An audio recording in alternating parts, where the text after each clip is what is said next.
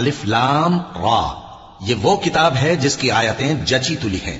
پھر یہ کہ اللہ حکیم و خبیر نازل کرنے والے کی طرف سے بتفصیل بیان کی گئی ہیں. اس کا پیغام یہ ہے کہ اللہ کے سوا کسی کی عبادت نہ کرو، اور میں اس کی طرف سے تم کو ڈر سنانے والا اور خوشخبری دینے والا ہوں.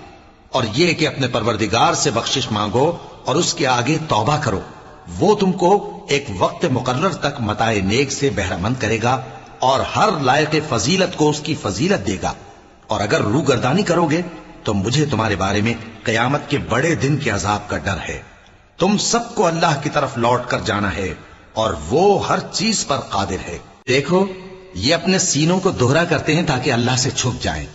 سن رکھو جس وقت یہ اپنے کپڑوں میں لپٹ رہے ہوتے ہیں تب بھی وہ ان کی چھپی اور کھلی باتوں کو جانتا ہے.